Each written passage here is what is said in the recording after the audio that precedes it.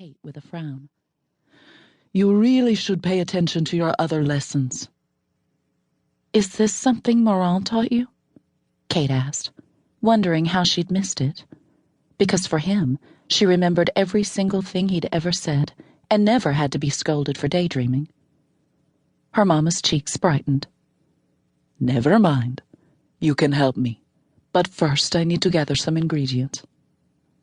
Cait leaned an elbow on the counter and set her chin on her hand, her gaze studying the butterfly as it bounced against the clear crystal, trying to escape. Her mother bustled around her, talking to herself as she gathered the items she'd needed for whatever she was about to cook up.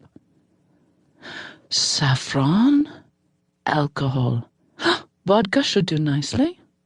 Gum arabic for thickening." Cait turned her head to watch her mother bring her conjuring chalice to the counter and straightened. So this was a serious spell.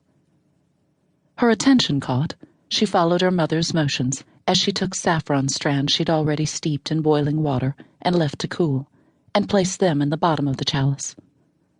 Mama poured in the yellow water, followed by a generous dash of alcohol, and then added a sprinkle of the thickening agent. She stirred the brew with her slender double-edged athame, and then set it aside, her gaze going to the butterfly again. "Here's where I need your help, darling." Another thing she didn't like being called, because her mother only used that endearment when she wanted something, badly. But her curiosity was caught. "What do you want me to do?" "I need the dust from the butterfly's wings." Cait swallowed. "Do I have to pluck the wings?"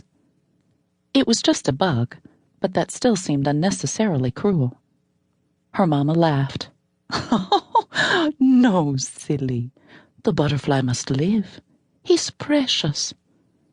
Her head tilted, and a dreamy smile stretched her mouth. "You really should have paid better attention to your bedtime stories. Don't you remember?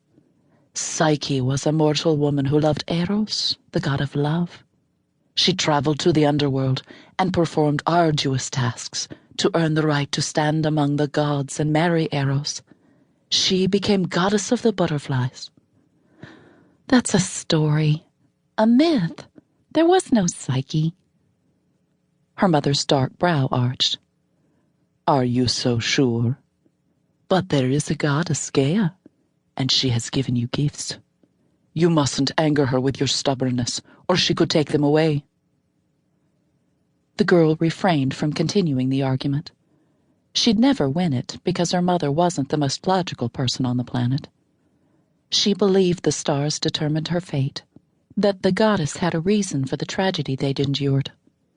A wave of melancholy swept her at the thought of her papa. He'd been so strong and brave, and yet his will and fate hadn't saved him from a tiny bullet.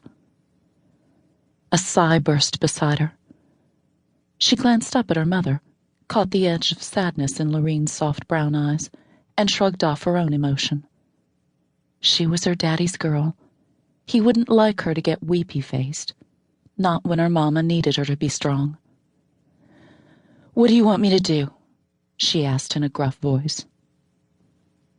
"Think about your papa, sweetheart, and put your hand beneath the jar. Let the butterfly brush against your fingers. I need dust from its wings."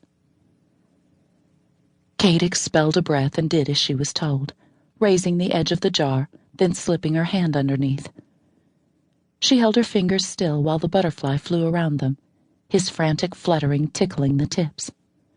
"That should be enough." Cait removed her hand and held her fingers to the sunlight streaming through the small kitchen window. Fine yellow particles clung to her skin. Mama held out the chalice. "Swirl the butterfly's scales in the liquid." Cait dipped her fingers into the chalice and swirled, thinking of her papa, of his dark auburn hair, his thick shoulders and chest, his dark uniform and towering height. When tears began to gather, she drew back her hand. "What did we just make, Mama?" "Butterfly's blood, and ink I will use to write a spell." "What kind of spell?" A moment passed. Her mother's lips thinned.